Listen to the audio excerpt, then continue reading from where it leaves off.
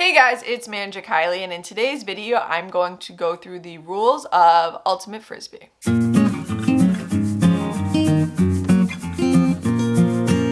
today I'm going to go through the rules of Ultimate Frisbee. It's also referred to as just Ultimate or also Ultimate Flying Disc. There's a couple different names for it, and I'm going to go through the different rules so you better understand how the game works and how to play the game. I'm going to go through how different fouls are called and some of the basic rules of the game. But if you guys are interested in more sports administration videos just like this, definitely subscribe button, turn the bell so you get notified every time I upload. I post a new video every single Wednesday at 2 p.m. Eastern time.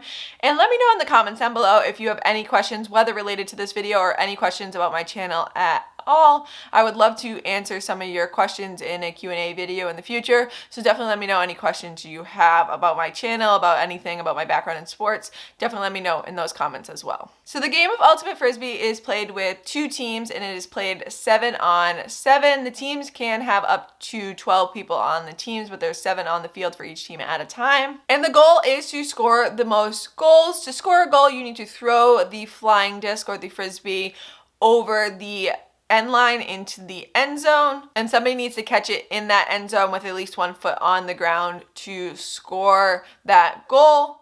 Once a goal is scored, the teams do switch sides and then are going in the opposite direction. And the disc must completely cross into the end zone for the goal to count. The game of Ultimate Frisbee is played on a field that is 70 yards by 40 yards with end zones that are 20 yards on each end. And the game starts with each team lining up on their goal line and one team throwing the disc to the other team. This is called pulling the disc. This is how the game starts. And then once a player of the team with the disc gets a possession, you have 10 seconds to throw it to your teammate. So each player that gets the disc has 10 seconds to throw it to their teammate.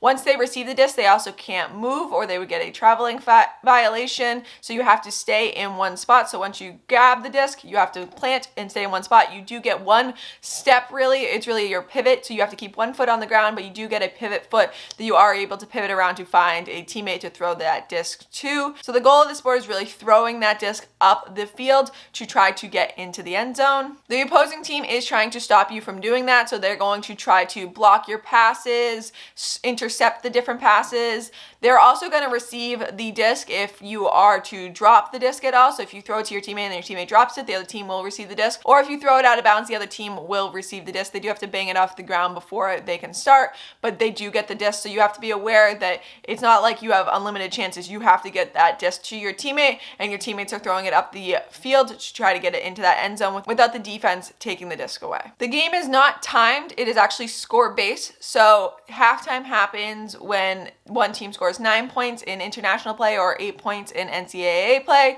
And for international play, the game goes to 17 points. And for NCAA play, the game goes to 15 points. And the game of Ultimate Frisbee is actually self-governing, so you on the field are the ones governing the different rules.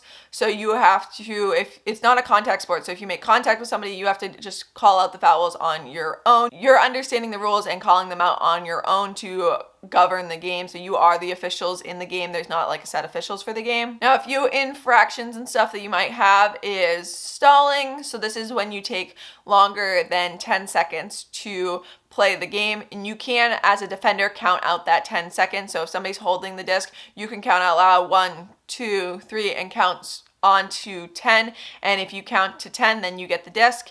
However, if you are found to be counting too fast, so you're like 1, 2, 3, 4, 5, like you're counting quicker than you should be, that can also cause an infraction towards your team. So you just have to be aware of that. If it is a real 10 seconds, you do get the disc as a defender.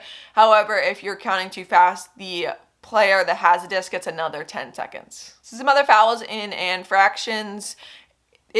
Because the sport is non-contact, if you do make contact, that is a foul. And another infraction is traveling. So if you are to travel with the disc, so you're able to if you take any steps with the disc, that does give the disc to the other team. And then as a defender, you cannot double team. So if you double team the person with the disc, that does cause the team that has a disc to get an advantage. And then in the game, you can make subs. Subs happen at stoppages, so usually at goals or timeouts. you have those 5 people on the bench and you can make as many subs as you want. You just have to do them at stoppages in play. And you do get some timeouts. You get 2-minute timeouts and you get 2 of those per half. So you get 4 total 2-minute timeouts. So those are the basic rules of Ultimate or Ultimate Frisbee. If you have any questions about them, definitely let me know in the comments down below. Again, if you have any questions about my channel, leave those in the comments down below. I would love to do a Q&A for all of you. But I hope you guys enjoyed this video. Don't forget to like and subscribe if you did. And I will see you guys next Wednesday.